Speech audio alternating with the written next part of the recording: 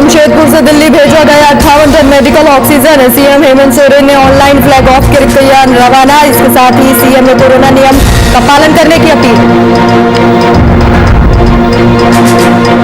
बिना bail bond भरे लालू नहीं हो सकते रिहा। रिहा होने के लिए करना होगा इंतजार। आरजेडी प्रवक्ता ने ऑनलाइन प्रक्रिया से रिहा करने की अपील की।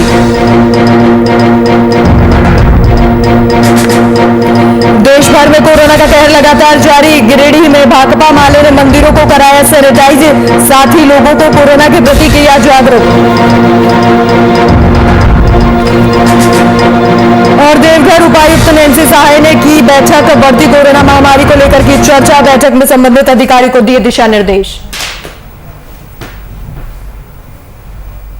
नमस्कार, आप देख रहे हैं वीआईपी न्यूज और मैं हूं आपके साथ राखी लांबा। मुख्यमंत्री हेमंत सोरेन ने अपने आवासीय कार्यालय से लिंडे इंडिया लिमिटेड के 4 लिक्विड मेडिकल ऑक्सीजन टैंकर को ऑनलाइन फ्लैग ऑफ कर जमशेदपुर से दिल्ली के लिए रवाना किया। इस अवसर पर मुख्यमंत्री ने दूसरे राज्यों को मेडिकल ऑक्सीजन आपूर्ति राज्य के लिए गौरव की बात बताई।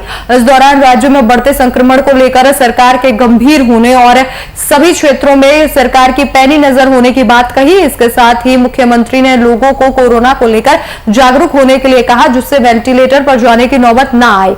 इस अवसर पर मुख्यमंत्री आवासीय कार्यालय में मुख्यमंत्री के प्रधान सचिव, नगर विकास सचिव, जमशेदपुर उपायुक्त, लिंडे इंडिया लिमिटेड के सीनियर मैनेजर, लॉजिस्टिक इंचार्ज सहित कई अधिकारी मौजूद रहे।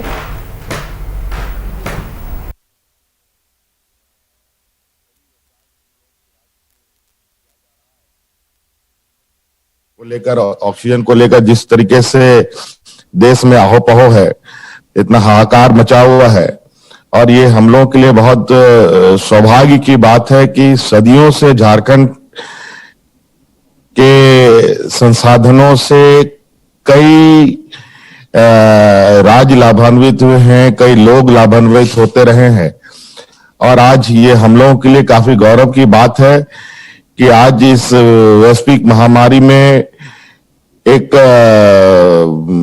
कहा जाए कि अमृत के रूप में उभर के आया ऑक्सीजन की व्यवस्था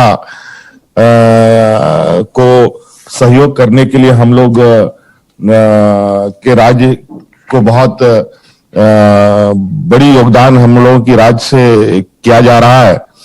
लिंडे कंपनी के तरफ से, एयर वाटर के तरफ से,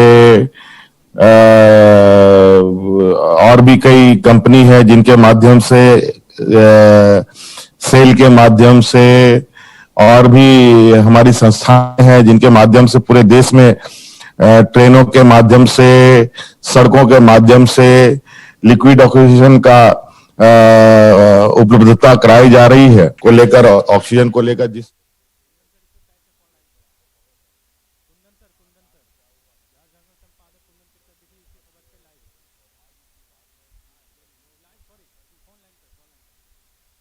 खबर पर जानकारी साझा करने के लिए वीआईपी न्यूज के बिहार झारखंड संपादक कुंदन कृतज्ञ जी हमारे साथ फोन लाइन पर मौजूद हैं। कुंदन जी, जिस तरीके से लगातार ऑक्सीजन की कमी देखी जा रही है अन्य राज्यों में, ऐसे में जमशेदपुर से दिल्ली भेजा गया है 58 टन मेडिकल ऑक्सीजन, एक अच्छी पहल।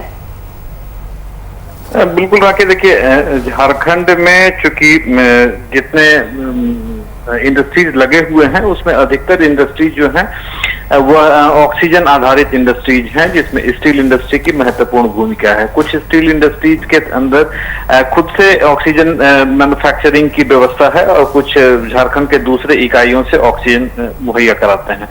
इसी में झारखंड के जमशेदपुर के लिंडे इंडिया लिमिटेड में, जहां पे प्रतिदिन लगभग 200 टन ऑक्सीजन बनाने की कैपेसिटी है, उसमें से 4 टैंकरों के जरिए 58 टन लिक्विड ऑक्सीजन की सप्लाई आज रेल मार्ग के माध्यम से दिल्ली के लिए की गई है। और दिल्ली के मुख्यमंत्री अरविंद केजरीवाल और झारखंड के सीएम हेमंत सोरेन के बीच में जो एक कम्युनिकेशन हुआ था, जो रिटर्न कम्युनिकेशन हुआ था, उसमें अरविंद केजरीवाल ने बहुत सारे मुख्यमंत्रियों को अलग अलग संसाधनों के लिए आग्रह किया था, और उसी के तहत हेमंत सोरेन ने आज 4 टैंकरों को रेल मार्ग से भेजने के लिए ऑनलाइन हरी झंडी दिखाकर उसे दिल्ली के लिए रवाना किया है। और कह सकते हैं कि अब तमाम राज्य एक दूसरे को सपोर्ट करके जो संसाधन जहां पर उपलब्ध हैं दूसरे राज्यों के बीच में उसे सही तरीके से भिजवाकर इस महामारी से लड़ने की कोशिश में लगे हुए हैं। राखी जी कुंदन जी, तमाम जानकारी हमारे साथ साझा करने के लिए आपका शुक्रिया।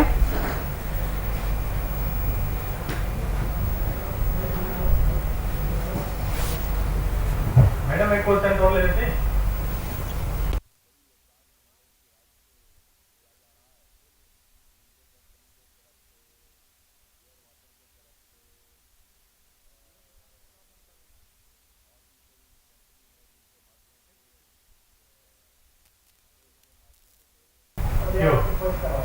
लालू प्रसाद यादव को बीते 18 अप्रैल को झारखंड हाईकोर्ट ने चारा घोटाला के दुमका कोषागार मामले में जमानत दिए जाने के बाद फैसला सुनाया था। हालांकि लालू यादव की अब तक की जमानत की प्रक्रिया पूरी नहीं हुई है। कारण यह है कि रांची में बार काउंसिल के बार काउंसिल के बंद होने के कारण बेल बॉन्ड भरे जाने की प्रक्रिया पूरी नहीं हो सकी है, जिस कारण लालू की जमानत रुकी हुई है। बेल बॉन्ड भरे जाने की प्रक्रिया को ऑनलाइन माध्यम से संपन्न कराए जाने को लेकर आरजेडी की प्रदेश प्रवक्ता अनीता यादव ने हाईकोर्ट से अपील की है। इस समय से राष्ट्रीय जनता दल के कार्यकर्ता और लालू जी के चाहने वालों को इस दिन का इंतजार कि लालू जी को बेल मिले, और ये इंतजार पूरा भी हुआ, पर कोरोना की वजह से बार काउंसिल का जो निर्णय आया इसके कारण लालू जी की बेल की प्रक्रिया रुक गई। मैं निवेदन करना चाहूँगी आपके माध्यम से कि ऑनलाइन इस कार्य को पूरा किया जाए और उनके उम्र और उनकी सेहत को ध्यान में रखते हुए उन्हें जल्द से जल्द रिहा किया जाए, उन्हें जल्द से जल्द बेल दिया जाए। लंबे समय से राष्ट्रीय जनता दल के कार्यकर्ता और लालू जी के चाहने वालों को इस दिन का इंतजार है। इस खबर पर जानकारी साझा करने के लिए हमारी संवाददाता करिश्मा सिन्हा फोनलाइन पर मौजूद हैं। करिश्मा, 18 अप्रैल को एक राहत मिली कि जल्द ही लालू यादव बाहर आ जाएंगे, लेकिन अब जमानत दिए जाने के बाद बेल बॉन्ड को लेकर लगातार यहां पर देरी हो रही है, क्या कुछ अपडेट? जी देखिए राखी, एक तो लालू यादव को जमानत मिल चुकी है, लेकिन बार काउंसिल के बंद होने के वजह से जो उनकी बेल बॉन्ड की प्रक्रिया है वो रुक गई है। लेकिन लगातार जो आरजेडी के कार्यकर्ता है, आरजेडी के जितने तमाम कार्यकर्ता है वो इसी चीज में लगे हुए हैं कि बार काउंसिल जो है वो ऑनलाइन प्रक्रिया करके जो जमानत की जो प्रक्रिया रुकी हुई है उसको खत्म कर दे, लालू यादव को जमानत दे दे। जी राखी जी, करिश्मा, लगातार देखा जा रहा था कि 18 अप्रैल को जैसे ही ये फैसला आया, आरजेडी के कार्यकर्ताओं में और पूरी पार्टी में खुशी की लहर दौड़ गई। ऐसे में अब जब जमानत पर इस तरीके से जो खतरा मंडरा रहा है बॉन्ड को लेकर, तो कहीं ना कहीं आरजेडी कार्यकर्ता काफी दुखी नजर आ रहे हैं। जी राखी, अगर आरजेडी के कार्यकर्ताओं की बात करें तो आरजेडी के कार्यकर्ता खासतौर पर उनका ये कहना है कि काफी लंबे समय से जो वो लोग चाह रहे थे कि लालू यादव जेल से बाहर आ जाए, उन्हें जमानत मिल जाए, लेकिन अब जो जमानत मिल गई है और लालू यादव की जो बार काउंसिल के बंद होने की वजह से उनकी जो जमानत रुक गई है वो जल्द से जल्द पूरी हो जाए और लालू यादव बाहर आ जाए। जी करिश्मा, कब तक उम्मीद जताई जा रही है कि बेल बॉन्ड जल्द से जल्द भर दिया जाएगा? जी राखी, देखिए अभी फिलहाल तो कोरोना का दौर चल रहा है और बार काउंसिल कोरोना की वजह से बंद है, तो जैसे ही कोरोना का दौर है वो खत्म हो जाएगा उसके बाद ही बताया जा सकता है कि लालू यादव की जो जमानत है वो कब तक पूरी हो जाएगी। लेकिन करिश्मा, जैसे कि आपने भी बताया कि ऑनलाइन भी एक जरिया है, वो बेल बॉन्ड भरा जा सकता है, इस और क्या कुछ फिलहाल कोई कार्रवाई की जा रही है कि इस तरीके से लालू को जल्द बेल मिल जाए? जी देखिए राखी, अभी तो जो राजद की जो प्रवक्ता है अनीता यादव, वो उन्होंने बस अभी बात रखी है कि ऑनलाइन की जो प्रक्रिया है उसको बार काउंसिल देखे और बार काउंसिल जो है वो ऑनलाइन की प्रक्रिया शुरू करे और लालू की जो जमानत है उसकी प्रक्रिया को पूरा कर खत्म करे कि लालू यादव जेल से बाहर आ जाए। जी करिश्मा, तमाम जानकारी हमारे साथ साझा करने के लिए आपका शुक्रिया। तो 18 अप्रैल को लालू यादव को जमानत मिली थी, लेकिन फिलहाल बार काउंसिल बंद होने के चलते बेल बॉन्ड नहीं भरा गया है, जिसके चलते अब आरजेडी के कार्यकर्ता लगातार गुहार लगा रहे हैं कि जल्द से जल्द लालू यादव का बेल बॉन्ड भर दिया जाए। मधुपुर उपचुनाव को लेकर 2 मई को होने वाले मतगणना के लिए मतगणना कर्मियों को 2 दिवसीय ट्रेनिंग दी जा रही है, जिसकी शुरुआत आज से हो गई है। मतगणना कर्मियों को ट्रेनिंग देते हुए जिला उपायुक्त सह डीईओ नैन्सी सहाय ने बताया कि कोविड-19 को देखते हुए ट्रेनिंग प्रोग्राम को छोटा किया गया है। इसके बावजूद सभी कर्मियों को बेहतर और सटीक ढंग से मतगणना काम के लिए नियमों को समझाया जा रहा है।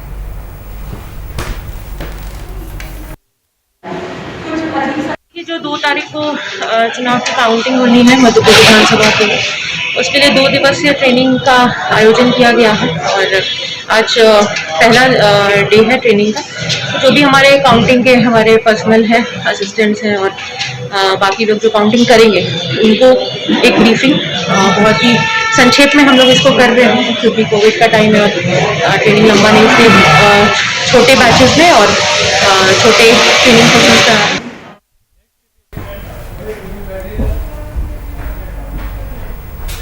झारखंड सरकार 22 अप्रैल से 29 अप्रैल तक स्वास्थ्य सुरक्षा सप्ताह का ऐलान किया गया, जिसको लेकर रामगढ़ बाजार में सन्नाटा पसरा देखा। सड़कों पर पुलिस प्रशासन को छोड़कर कुछ लोग ही नजर आए। वहीं बात अगर सुबह की बाजार की जाए तो बाजार में लोगों के द्वारा लापरवाही साफ तौर पर देखने को मिली। हालांकि पुलिस प्रशासन की नजर सामाजिक गतिविधियों पर बनी रही।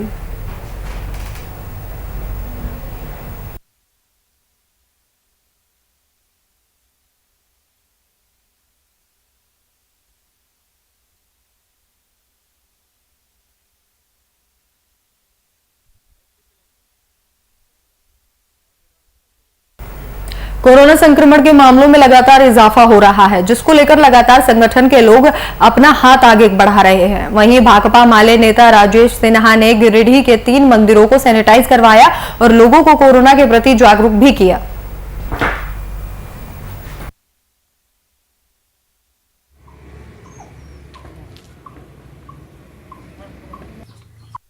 कोविड-19 को देखते हुए, इसके खतरे को देखते हुए हम लोग जहाँ पे रह रहे हैं उस जगह पे जो धार्मिक स्थल है खासकर उस जगह पे जाके सैनिटाइज करना होता है और प्रत्येक 2 दिन में ये करना होता है। तो यहाँ पे भी मोहल्ले में बहुत सारा है, कमेटी के लोग भी इसमें शामिल हैं, मोहल्ले के लोग उसमें शामिल हैं।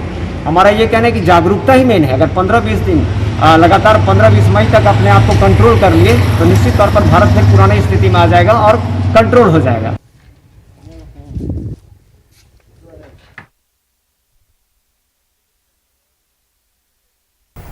कोरोना संक्रमण के प्रकोप को देखते हुए उपायुक्त सह जिला दंड अधिकारी नैन्सी सहाय की अध्यक्षता में एक बैठक का आयोजन किया गया। आपको बता दें कि इस बैठक में कोविड-19 की रोकथाम और स्वास्थ्य संबंधित तैयारियों को लेकर चर्चा की गई। इस दौरान उपायुक्त ने सभी को संबोधित करते हुए कहा कि कोरोना की दूसरी लहर के बढ़ते खतरे को देखते हुए सबसे महत्वपूर्ण है कि अपने स्वास्थ्य और सुरक्षा को देखते हुए दूसरों को सतर्क, सावधान और जागरूक करना है। ऐसे में सभी अस्पतालों में बेड, आईसीयू, ऑक्सीजन को पूर्ण रूप से सुनिश्चित करने की आवश्यकता है, ताकि लोगों को समुचित स्वास्थ्य सुविधा उपलब्ध कराई जा सके।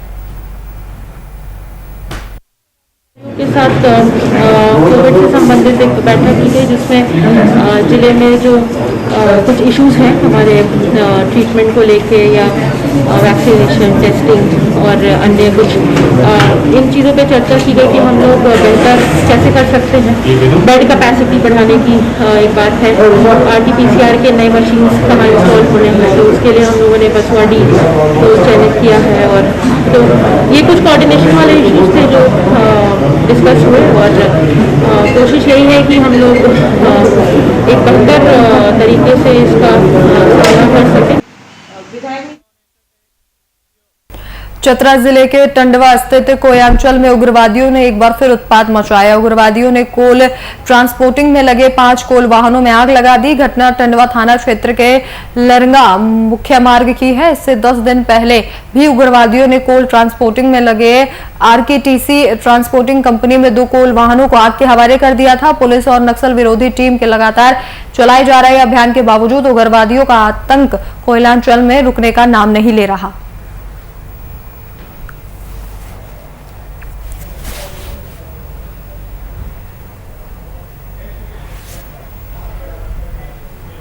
वहीं इस कोरोना महामारी में कई राजनीतिक पार्टी और समाज सेवी आम जनता की मदद के लिए आगे आ रहे हैं। ऐसे में रामगढ़ की बीजेपी महिला मोर्चा की जिला महामंत्री सारिका राठौर ने भी टीकाकरण अभियान को लेकर जागरूकता और सहायता की। हम सभी बहनें मास्क वितरण, सैनिटाइजर वितरण एवं एरिया वाइज टीकाकरण शिविर लगाने का कार्य हम सभी बहनें कर रहे हैं। प्लस हम लोग जो भी जनता टीका शिविर तक आने में असमर्थ है उन्हें घर से लाकर टीकाकरण करवा रहे हैं और उन्हें उनके घर तक पहुंचाने का भी कार्य हम सभी बहनें कर रहे हैं। हम लोगों ने जो हिंदुस्तान द्वारा बनाई गई टीका है उसके बीच लोगों के जो भ्रांतियां फैल गई हैं, जो अफवाह फैल गई हैं कि इस टीकाकरण को करवाने से हमें नुकसान होगा, हम उसके लिए जागरूकता अभियान भी कर रहे हैं।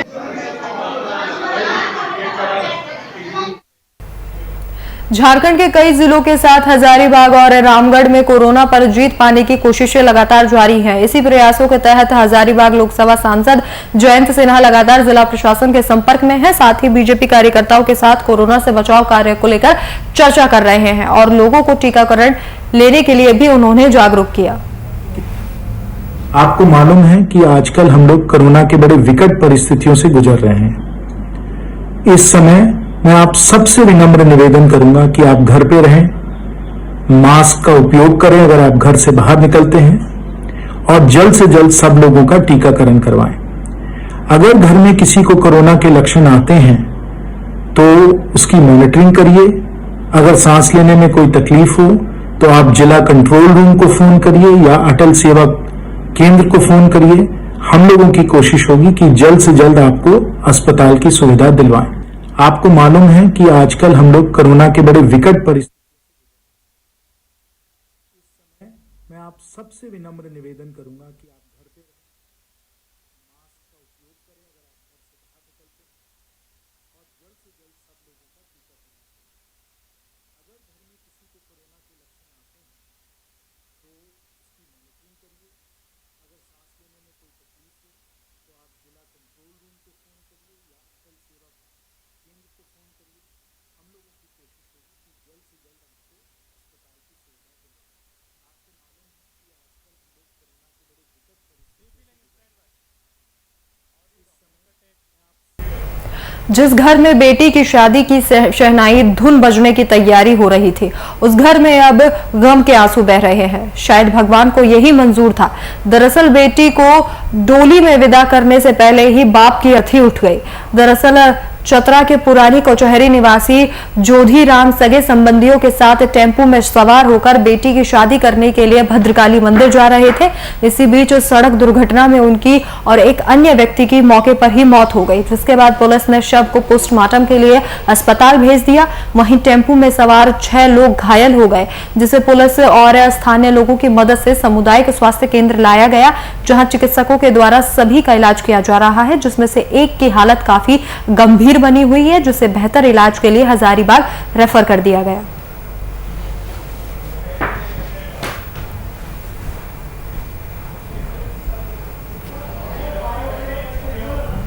कोरोना की दूसरी लहर जिस तरह देश में अपना कहर बरपा रही है, ज्यादा से ज्यादा लोगों को चपेट में ले रही है और मौत का आंकड़ा लगातार बढ़ता जा रहा है। देश में हेल्थ इमरजेंसी जैसी स्थिति है। अस्पताल में भी संक्रमितों को राहत कम मिल पा रही है। कहीं ऑक्सीजन की कमी, कहीं बेड नहीं है और कहीं वेंटिलेटर नहीं है, तो कहीं एम्बुलेंस या दवा नहीं। मेट्रो और घनी आबादी वाले शहरों में हालात काफी अफरा तफरी जैसे हैं। लोग अपनों को खो रहे हैं और ऐसी बेबसी है कि कोई कुछ नहीं कर सकता।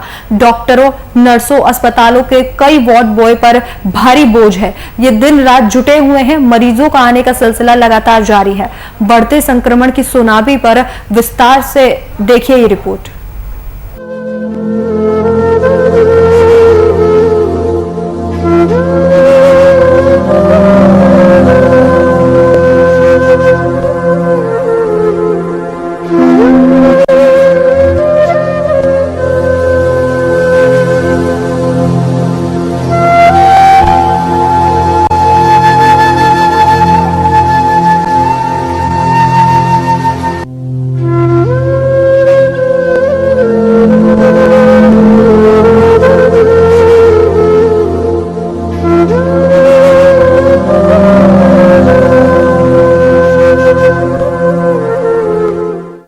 काल में बिहार झारखंड का बुरा हाल।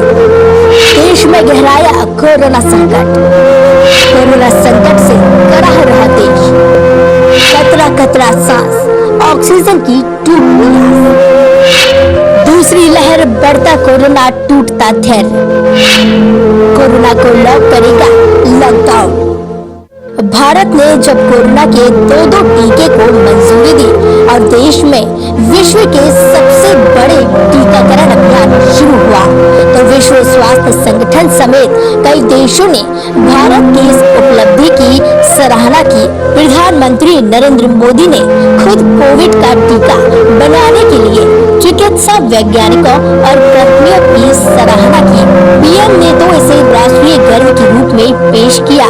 टीका बना लेने की भारत की उपलब्धि वाकई में राष्ट्रीय गर्व के लायक है, क्योंकि अब तक भारत ने ऐसा प्रयास पहले नहीं किया था, बल्कि भारत इससे पहले तक केवल वैक्सीन का बाजार तक सीमित रहा था। लेकिन आज जब देश में कोरोना की दूसरी लहर प्रचंड वेग से पसर रही है, कुछ क्षेत्र में कम्युनिटी स्प्रेड जैसी स्थिति में है, तो देश मेडिकल ऑक्सीजन की भारी कमी से जूझ रहा है। रिकॉर्ड समय में दो टीका बनाने वाली देश में ऑक्सीजन की कमी शर्म की बात है।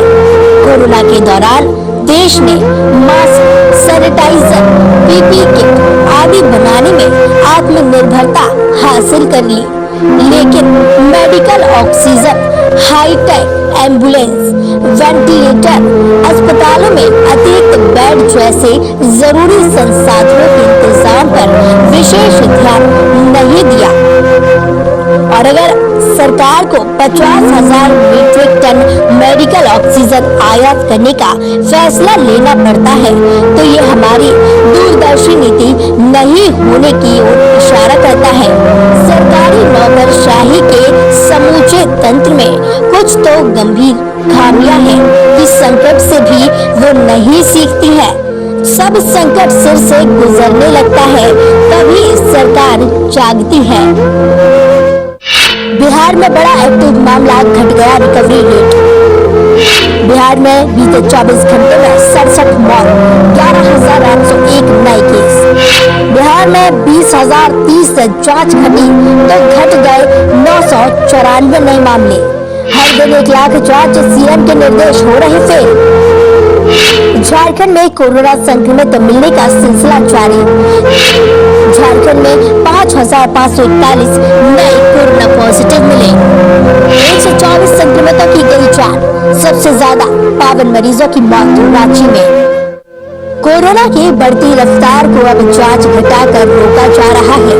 आंकड़ों की गणित के लिए जांच का आंकड़ा भी हर दिन कम ज्यादा हो रहा है। बीते दिन 1,0491 लोगों की जांच कराई गई थी, तब 12,795 नए मामले थे। सोमवार को जांच का आंकड़ा 80,461 पर सिमट गया, जिससे संक्रमितों की सूची भी 11,801 पर थम गई। लेकिन मौत ने संक्रमण की दिन प्रतिदिन खतरनाक होने की पोल खोल दी है। 24 घंटे में प्रदेश में 67 लोगों की जान चली गई। इसमें पटना में 27 लोगों की मौत का आंकड़ा भी शामिल है। सीएम नीतीश कुमार ने हर दिन 1 लाख जांच के आदेश दिए हैं, लेकिन विभाग आए दिन आंकड़ों की बाजीगरी करता दिख रहा है। तो वहीं झारखंड में 5,000 से ज्यादा कोरोना संक्रमित मिलने का सिलसिला जारी है। बीते दिन 5,541 नए मरीज मिले। सबसे ज्यादा 1,686 कोरोना पॉजिटिव रांची में मिले। पूर्वी सिंहभूम में 604, हजारीबाग में 400, पलामू में 315 और बोकारो में 313 नए मरीज पाए गए। तो वही राहत की बात यह है कि 4,018 संक्रमित ठीक होकर घर भी लौट गए। स्वस्थ होने वालों में सबसे ज्यादा 934 लोग पूर्वी सिंहभूम के और 836 लोग रांची के हैं। राज्य भर में 124 लोगों की मौत हो गई। सबसे अधिक 52 नई मौतें रांची में हुई। दिनों दिन बढ़ता कोरोना का संकट, ऑक्सीजन की कमी राष्ट्रीय चिंता की बात। संक्रमण के भय से घरों को लौटने पर मजबूर प्रवासी। स्टेशन पर फिर दिख रही पिछले साल वाली तस्वीर। पूर्ण लॉकडाउन के डर से घरों को लौट रहे प्रवासी मजदूर। कोरोना संक्रमण की दूसरी लहर के बीच घर से सैकड़ों किलोमीटर दूर रहकर नौकरी कर रहे प्रवासी मजदूर अब घर लौटने की हड़बड़ी में हैं। इसके लिए उन्हें टुकड़ों में यात्रा करनी पड़ रही है। हालांकि लोक परिवहन सेवा चालू रहने से इस बार उन्हें पैदल तो सफर नहीं करना पड़ रहा, लेकिन चुनाव ड्यूटी में बसें लगने के कारण उन्हें वाहनों की किल्लत से जरूर दो चार होना पड़ रहा है। मजबूरी में उन्हें ऑटो, रिक्शा और अन्य वाहनों से यात्रा करनी पड़ रही है। इस बार कोरोना का संक्रमण ज्यादा विनाशकारी साबित हो रहा है। शासन को फिलहाल मरीजों के लिए ऑक्सीजन, इंजेक्शन और बेड की व्यवस्था की चिंता करनी चाहिए। फिलहाल प्रवासी मजदूरों की किसी को कोई चिंता नहीं। बड़े शहरों में चूंकि संपूर्ण लॉकडाउन लग चुका है, ऐसे में इन मजदूरों के सामने वह रोजी रोटी का संकट खड़ा हो गया है। Desk report, VIP news.